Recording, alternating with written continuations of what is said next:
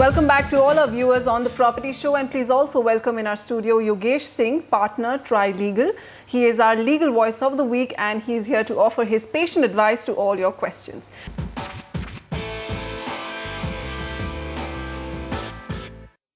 Yogesh, thank you for joining us in the studio. Thanks. So let's get started. We have our first caller on the line. It is Om Prakash Khurana. Hello, sir. Go ahead with your question. Hi, my name is Om Prakash. I have few questions with respect to my DDA plot. Okay. First of this is it possible to sell a leasehold DDA allotted plot which is liable for conversion to freehold property on power of attorney? Is it possible to execute sales deed through properly registered special power of attorney in favor of blood relation, like my real brother or sister? Okay. And what is the real difference in terms of price of a freehold and a leasehold property plot sold through power of attorney? Okay, so he probably has a leasehold DDA plot. Yogesh, what are his liabilities, and compared to a freehold property, how is he disadvantaged? So I think the concept of leasehold and freehold essentially is that in a leasehold property, you have rights to take the property on lease, which was only that you do not have a clear title. You do not have a clean right over the property. You are taking it on rent from somebody else for a certain defined period of time, which could be 30, 60 or 99 years. And plus your property, like I think Mr. Khurana clarified, is subject to conversion charges if he wants to convert it to freehold property. So clearly the disadvantage is only in the terms of possibly the property getting lesser value and also being subject to lease rental payments and also certain other conditions which may be embedded within the lease agreement. Okay. Yogesh, there were a couple of court orders regarding GPA deals in Delhi. What is the status on those now? Are GPA deals allowed in the capital? So essentially there is nothing wrong in a power of attorney transaction. But when it is misused as a colorable device to work around regulations, work around stamp duty requirements, or to channel illegal money, that's where it becomes a problem. So there is a very landmark judgment on this, which is the Suraj Lamp case of 2011, where the court very clearly was very clear in asserting that a power of attorney where it is being used to transfer a property, and then later on people would execute a power of attorney, take it to the registration authorities and claim full title on the basis that a power of attorney is an irrevocable document and consideration has been transferred and possession has been handed over.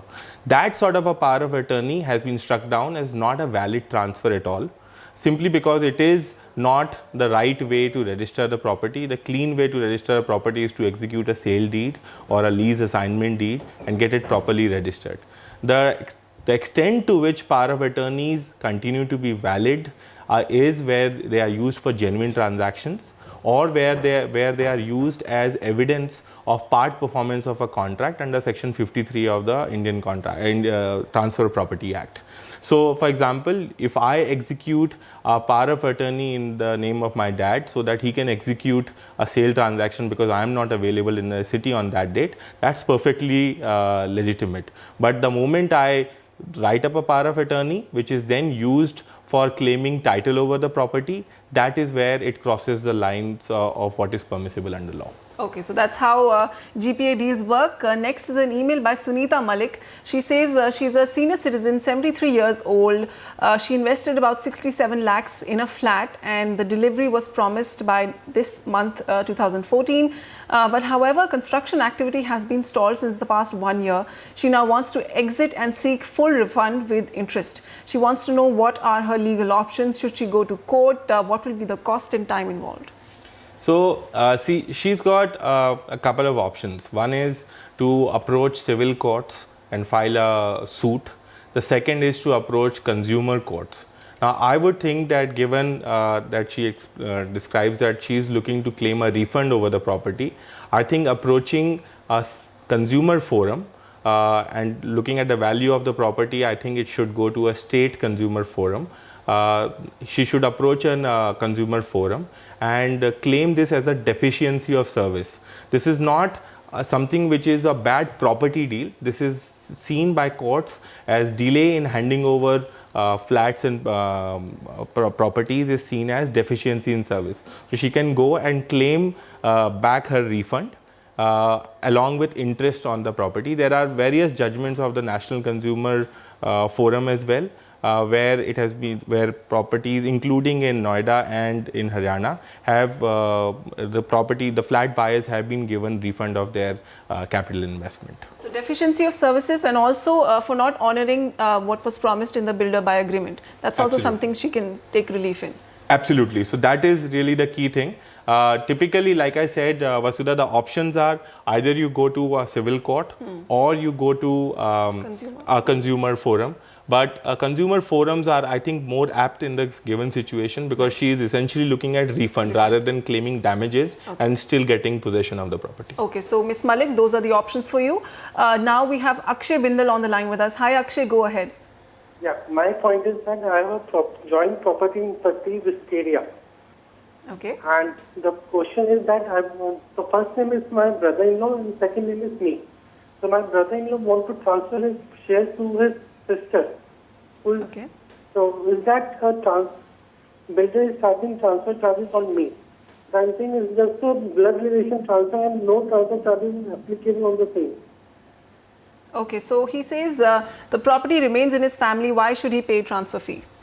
So, Akshay, the reason is very simple. A transfer between a father and son is also qualifies as a transfer.